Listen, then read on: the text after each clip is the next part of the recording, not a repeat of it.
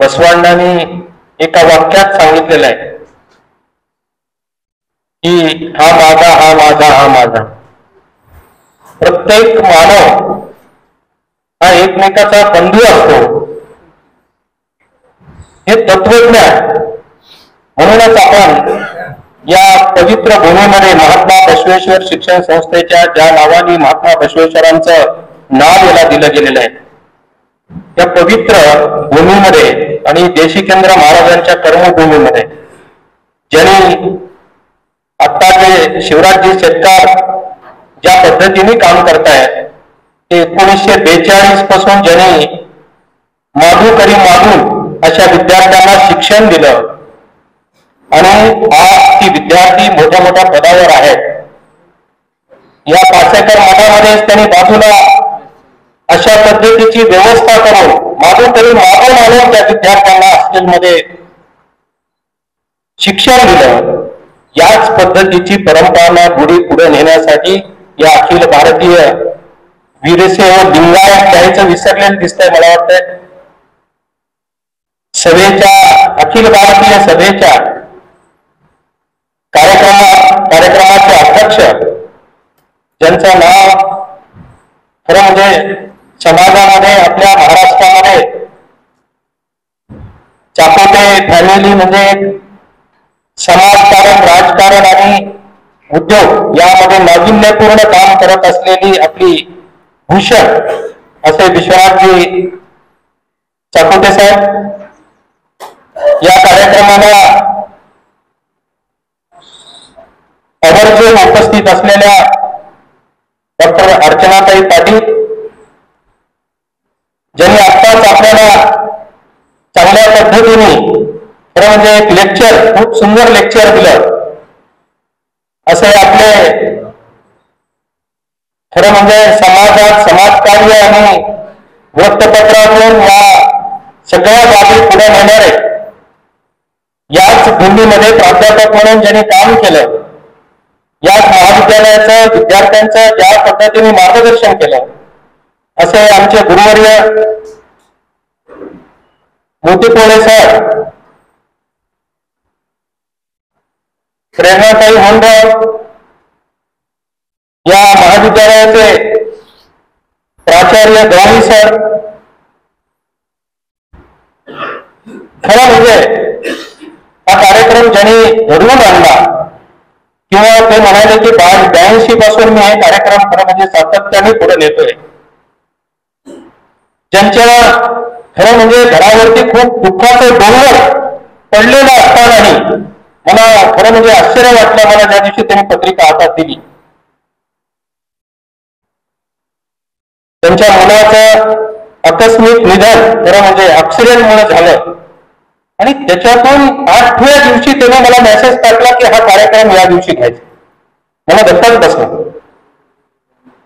खरंच मी आता देशिकेंद्र महाराजांनी ज्या पद्धतीने शैक्षणिक समाज घडवला पाहिजे, शिक्षण हे समाजाला दिलं पाहिजे, यासाठी या संस्थेची मुहूर्तमेढ ठेवली. तसंच हा शिक्षणातला मागं पडलेला तरुण विद्यार्थी विद्यार्थिनी पुढे जायला पाहिजेत हे त्यांची तळमळ. खरं म्हणजे मानलं पाहिजे की या पद्धतीचं दुःख झालं असताना तो दुःखाचा डोंगर बाजूला ठेवून या कार्यक्रमाला पुढे येऊन कार्यक्रम करण्याचं धाडस दाखवणं हे खरं म्हणजे महात्मा बसवेश्वरांना समर्पित होण्याचं काम. अशा शेतकऱ्यांना मी खरं म्हणजे अभिनंदन धन्यवाद देऊ इच्छितो आणि हे कार्यक्रम संपण्याच्या अगोदर त्यांच्या मुलाला श्रद्धांजली वाहण्याचा सुद्धा आपण सगळ्यांनी एकत्रित येऊन 2 मिनिटाचं मौन पाळावं ही विनंती पण मी करणार. कारण तो त्याच्या कर्मवादी वडिलांचा चिरंजीव होता आणि तो सुद्धा याच मार्गावर काम करण्यासाठी पुढे येणार होता, म्हणून तो आपला एक पाठ म्हणून ते सुद्धा आपण करायला पाहिजे. आणि या मंचावर उपस्थित खरं म्हणजे सगळ्याचीच नावं घेण्यापेक्षा आमचे सहकारी दिल्लीराय साहेब आहेत, चौधरी साहेब आहेत. कर्म हे आपला सिद्धांत आहे आणि जागलं कर्म करणारा माणूस हा ईश्वराची पावन होतो हे बसवेश्वरांनी सांगितले. म्हणून आज जी मुनी आहे की आपल्यातलं ध्रुवीकरण. एक छोटा मी जास्त वेळ घेणार आहे, छोटं उदाहरण मी सांगणार आहे. प्रेरणाताईंना माहिती असेल 1922 म्हणजे मला 2-3 वर्षापूर्वी 22 मुंबईला मोर्चा निघाला धर्ममान्यतेसाठी आणि अल्पसंख्याक दर्जासाठी म्हणून, आणि महात्मा बसवेश्वराच्या नावाने आर्थिक विकास महामंडळ व्हावं यासाठीचा मोर्चा काढण्यासाठी आम्ही सगळेच एकत्रित येऊन तो विषय केला. आणि त्याच्या पहिल्या दिवशी एक बैठक माननीय देवेंद्रजी फडणवीस उपमुख्यमंत्री यांच्या समवेत सह्याद्रीला कक्षामध्ये झाली. ती अधिकृत झाली, त्याची प्रोसिडिंग पण आहे. त्यावेळेस स्वतः फडणवीस साहेब म्हणायला लागले की तुमच्याकडनं प्रत्येक वेळेस 2 प्रस्ताव पुढे येतात, एक वीरशैव लिंगायत म्हणून आणि एक लिंगायत म्हणून. आमची शासन दरबारी सगळ्यात मोठी अडचण होते म्हणाले. आणि राजकारणी लोक त्यांना काय पाहिजे असतं, त्यांना कोणाला दुखवायचं नसतं. म्हणून तो मुद्दा प्रत्येक वेळेस काही ना काही कारणाने कोणी हिंदुत्वाचा मुद्दा पुढे घेतात, कोणी वीरशैव लिंगायत म्हणून पुढे घेतात.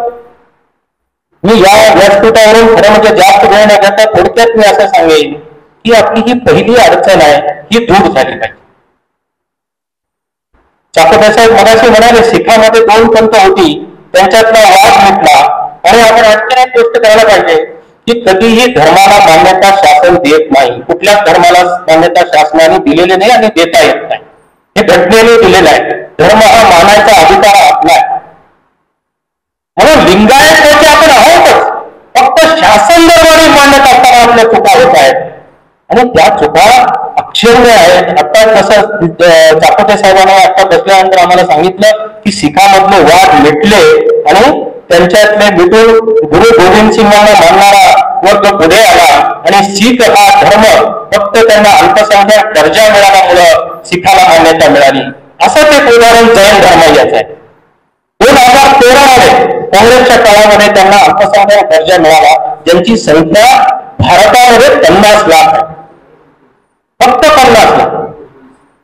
आणि आपण भारतामध्ये 8 ते 9, 10 कोटी आत्ता घ्यायला लागलेत काही लोक. म्हणजे असं असताना आपण 10 ते 12%, 13% भारतामध्ये असताना आपल्याला किंमत जात नाही, आपण कुठेही त्या निर्णयावर येत नाही, ही आपली खरी खंत आहे. आणि आपले सगळे एवढे विद्वान असताना राजकारण बाजूला ठेवून या विषयावर जर आपण विचार करून, मी मगाशी म्हणल्याकडनं फडणवीस साहेबांनी त्या दिवशी आम्हाला सरळ सांगितलं होतं की आम्ही तुम्हाला अल्पसंख्याक भाषिक अल्पसंख्याक द्यायला दर्जा तयार आहोत, तुम्ही सगळे एकत्रित या आणि पंतप्रधानाचा कार्यक्रम तुम्ही मराठवाड्यात घ्या, असं त्यांनी स्पष्ट त्या बैठकीत आम्हाला सांगितलं. आम्ही म्हणलं आम्हाला कोण पंतप्रधान आहे याचं काही नाही, आम्ही घ्यायला तयार आहोत. पण दुसरा एक ग्रुप तयार झाला आणि त्यांनी सांगितलं की आम्हाला मान्य नाही, आणि असा गोंधळ घालून ते मागं पडलं. म्हणजे असं किती वेळेस झालंय मला माहित नाही, त्याने पण म्हणायला लागले होते 2-3 वेळेस असं झालंय. किती दिवस आपण हे करणार आहे? यामुळे आपण समाजाला शिक्षा देण्यासाठी भाग पाडतोय, समाजाला शिक्षा याच्यामुळे मिळत आहे कारण त्याच्यापासूनच्या सुविधा आपल्याला मिळत नाही.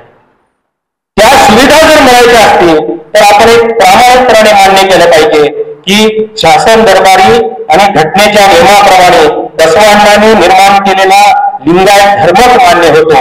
जे सिद्धरामेश्वराचं खरं म्हणजे सोलापूरला जे देवस्थान आहे, ज्यांची समाधी आहे, ती समाधी सुद्धा एका शरणाची आहे.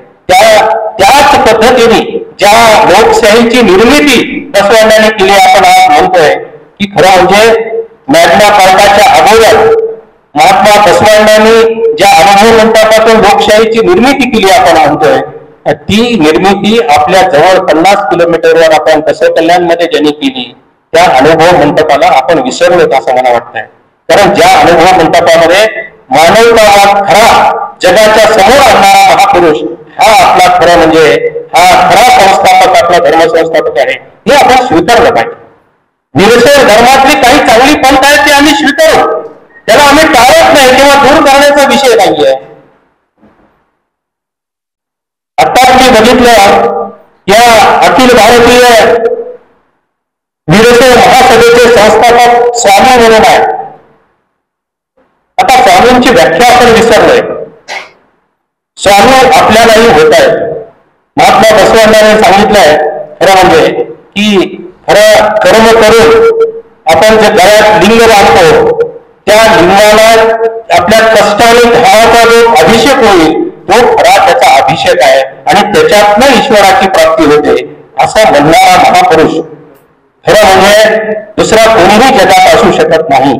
म्हणूनच लोकशाहीची निर्मिती 770 जातींना कर्म करणाऱ्या एकत्रित आणून ज्यांनी हिची निर्मिती केली तो खरा आपला संस्थापक आहे.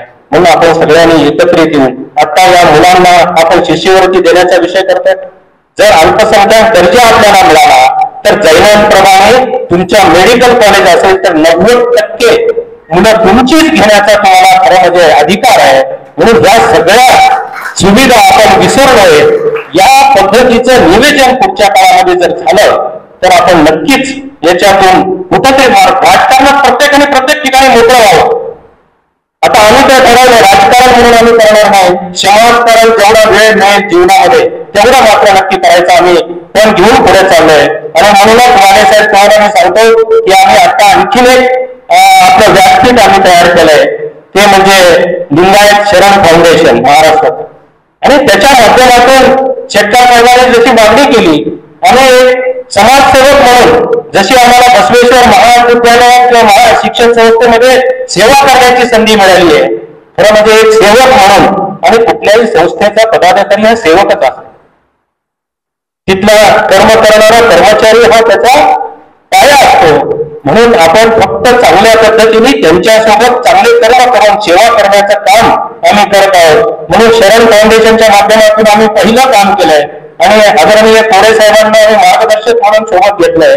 आणि महाराष्ट्रामध्ये एकच काम करायचं राजकारण आणि बाकी सोडून फक्त विद्यार्थ्यांसाठी हॉस्टेल थांबवणे आणि आपल्या समाजाला प्रत्येक ठिकाणी ज्या ज्या ठिकाणी आपल्याला शैक्षणिक चांगल्या सुविधा उपलब्ध करून देता येतील यासाठीचं प्रत्येक जिल्ह्याला एक निदान हॉस्टेल मोफत आणि चांगल्या पद्धतीने त्यांना एमपीएससी यूपीएससीचं शिक्षण मिळावं यासाठीचं करण्यासाठीचा संकल्प म्हणून आम्ही ही खरं म्हणजे फाउंडेशन तयार केलंय. त्या माध्यमातून काम करण्याचं आमचं काम चालू आहे. त्याचा पहिला पाया आता खरं म्हणजे 11 ऑगस्टला आणि औरंगाबाद संभाजीनगर येथे आज जे मंगळवेढ म्हणून आमचे शरण आहेत ते आम्ही सगळे मिळूनच त्याचं फाउंडेशनचं काम करतो. त्यांनी हायवेला लागून 2 एकर जागा जिची किंमत आज 2.5-3 कोटी रुपये आहे ती त्यांनी त्याला दान केली आणि तिथे एक आनंद मंडपाची स्थापना केली आणि तिथेही हा संकल्प आमच्या माध्यमातून काम करण्याचा चालू आहे. त्याचबरोबर जसं व्ही संघ म्हणून हैदराबादचा आहे त्याचे आम्ही सदस्य आहोत. त्यांनी आता एक संकल्प केलाय की लातूरला आमच्याकडे महाराष्ट्र कर्नाटक आणि आंध्रा या तिघांची मिळून ती संस्था आहे. त्यांनी आम्हालाही आता परवा संस्थेच्या पदाधिकारी म्हणून घेतलंय की त्यांचा सुद्धा संकल्प आहे की लातूरमध्ये सगळ्या ठिकाणी हॉस्टेल झाले. आता हैदराबादला जे हॉस्टेल आहे पाटील साहेब सुद्धा त्या हॉस्टेलमध्ये शिकले, वाघमारे सर शिकले. फक्त 50 रुपये म्हणून त्यावेळेस त्यांचं LLB आणि तिथलं शिक्षण त्यांचं पूर्ण केलं. ही संस्था आजही हैदराबादमध्ये चांगल्या पद्धतीने हॉस्टेल करून फ्री मुलांना शिक्षण घेण्यासाठी तिथे व्यवस्था करून दिली आहे. ती जर आपण करू शकलो तर आज या मुलांना सगळ्यात मोठी खरं म्हणजे आपण एक मदत करू शकतो. त्या पद्धतीचं काम आपण सगळे मिळून करूया. आता सरांनी सांगितलं की आपल्या समाजाला दिशा मिळण्याची गरज आहे. सर कर्मातून दिशा मिळते. बसवांनी सगळ्यात मोठा मंत्र दिलाय.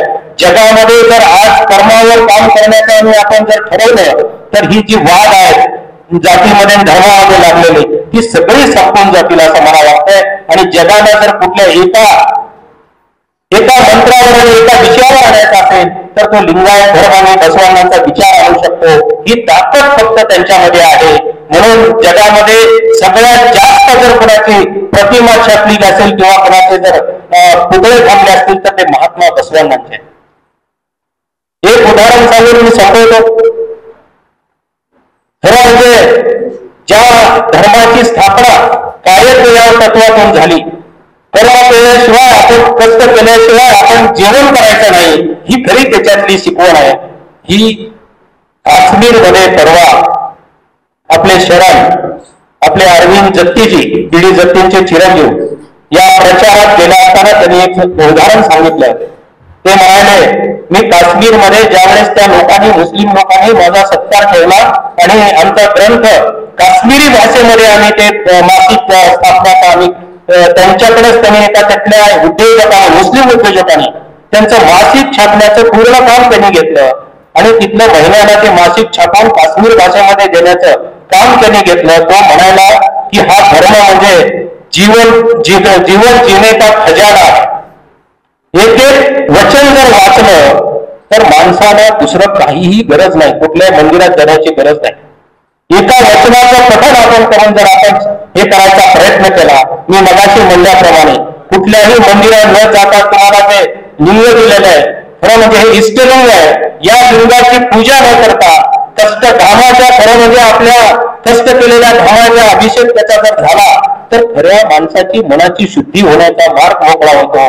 एवढंच बोलून खरं म्हणजे आपण सगळे एकत्रित येण्याची गरज एवढ्यासाठी आहे की दोन गोष्टी नका करू, एकाच्या सोबत तुम्ही जाण्याचा संकल्प केला पाहिजे. आणि या विद्यार्थ्यांना आपण जर खरीच मदत करायची असेल तर खरं म्हणजे आता ताई आहेत आणि प्रेरणा ताई आहेत, हे सत्तेमधल्या एका पक्षाच्या कार्यकर्त्या